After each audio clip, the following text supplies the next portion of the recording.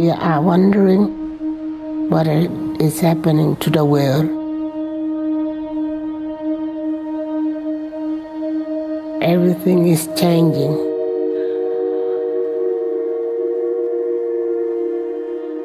The very idea of human being some sort of natural concept is really going to change.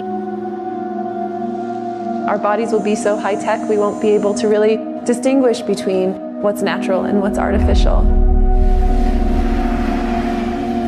Inside our own heads is the most complex arrangement of matter in the known universe. You might ask yourself, can we get to be superhumans?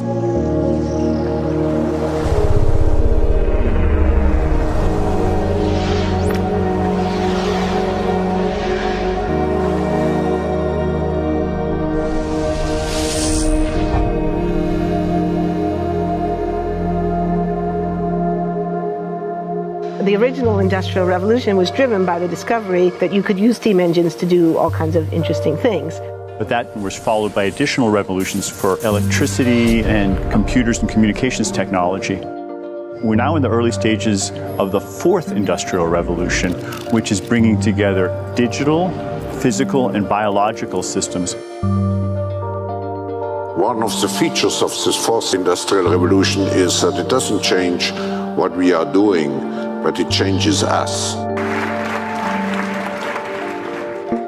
With the ability to visualize brain activity, for example, through a simple consumer-based EEG device, it gives us access to ourselves in ways that we've never before thought possible. It unlocks the black box that is the brain and enables us to really, truly be able to realize an identity that is aspirational. There's now a scientific foundation for the effects of mindfulness on the brain, on the genome, on biological aging. And when the human mind does know itself, then you get the potential for a new renaissance that restructures itself in terms of our relationship to life, our relationship to the planet, our relationship to work.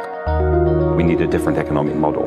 And by that I don't mean capitalism versus communism. What I'm talking about is a shift in the system along the lines of the two big changes that happened in the 20th century, Keynesianism, with a much greater focus on health and education and the role of government working with business, and then a reaction against that in late century to neoliberalism, where the focus was on free markets, freedom of the individual, and getting governments out of the way.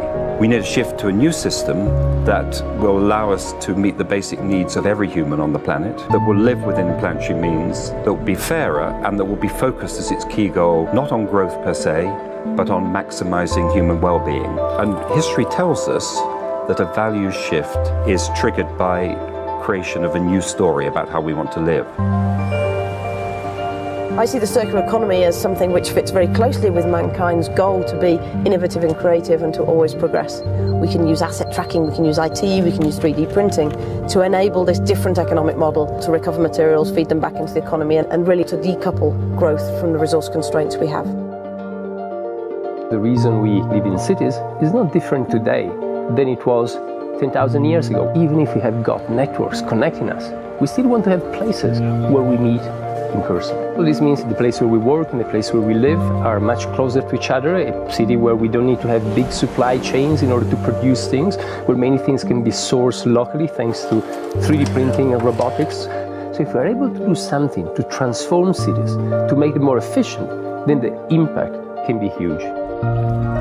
Think about the prospect of getting rid of plastics. We must not only be inspired or informed by nature, but actually use natural organisms with which to design products and building parts. Only instead of varying material properties, we're varying biological functionality. Design is critical today because it's the first signal of human intention. So the question of adding quality to quantity, it isn't a matter of simply circulating things that are potentially toxic. It's circulating things that are safe and healthy for all generations. So the goal is no longer, I want to be less bad, less monotonous, less unsafe, less unjust. It's really about a diverse, safe, healthy, and just world with clean air, clean water, clean soil, clean energy.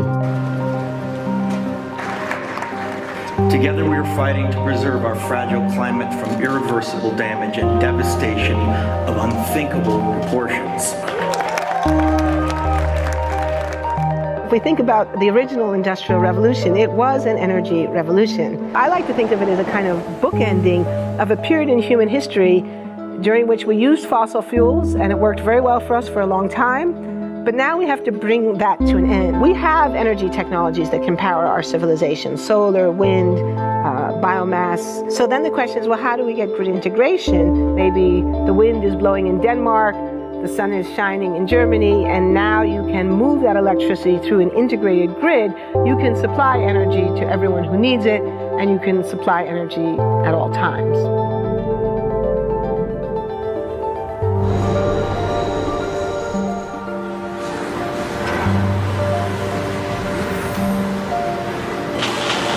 Walking around, you do see different stuff as far as like the body marriage line.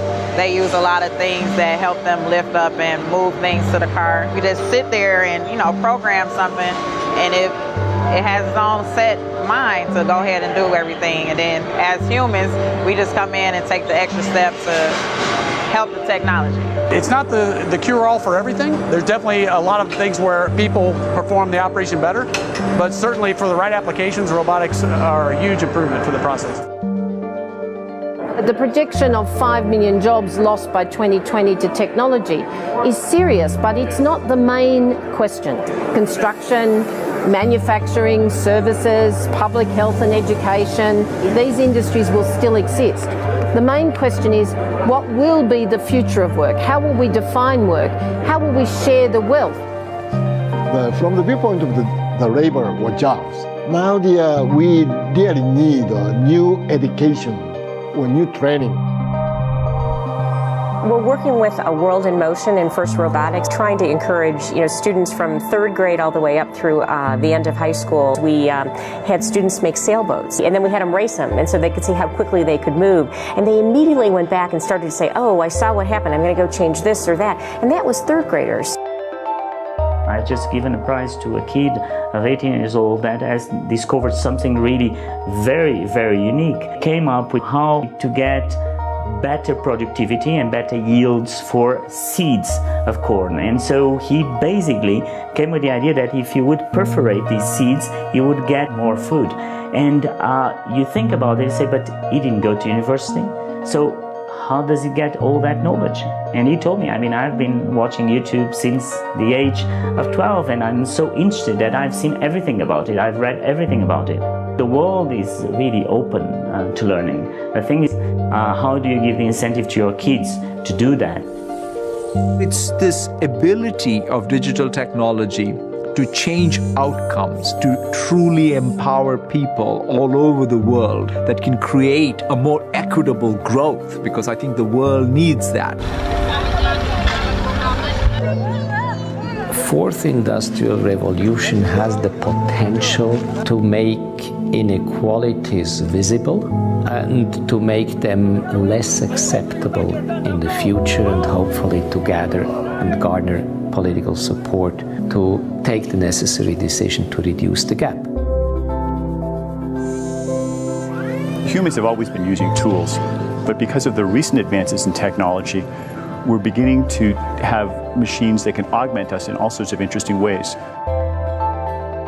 I was the first person in the world to be able to voluntarily move my legs while stepping in a robot by exciting the nervous system using electrical stimulators directly onto the spine. We believe that a cure will be possible if enough of the right people have the will to fast-track a cure for paralysis.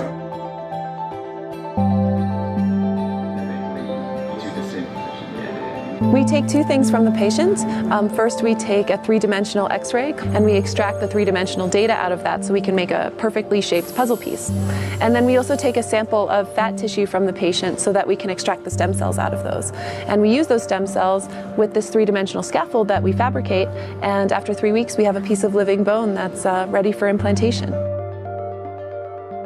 Being able to use genome editing to understand the genetic changes that lead to cancer, and technologies like drug delivery, getting molecules into particular types of cells. There's a lot of excitement about being able to move much more quickly on this disease. One of the things that I think is so essential to free and open societies is freedom of thought. And up until now, the conversation we've been having is around freedom of speech. Once we can access people's thoughts and access people's emotion, we have to create a space that enables people to think freely, to think divergent thoughts, to think creative thoughts. And in a society where people fear having those thoughts, the likelihood of being able to enjoy progress is significantly diminished. We need to take responsibility at every level of society, from the individual and the personal to the institutional to the global, to adapt to these technological challenges and changes, which are redefining what it means to be human, what it means to work, what it means to be completely embedded in this world. People always ask me if I'm an optimist or a pessimist. The technology exists, but how do we get it and implement it at the scale we need at a price that people around the world can afford? Even though we have everyday problems we have to solve, we have to find a way to lay the foundations for the innovations of tomorrow.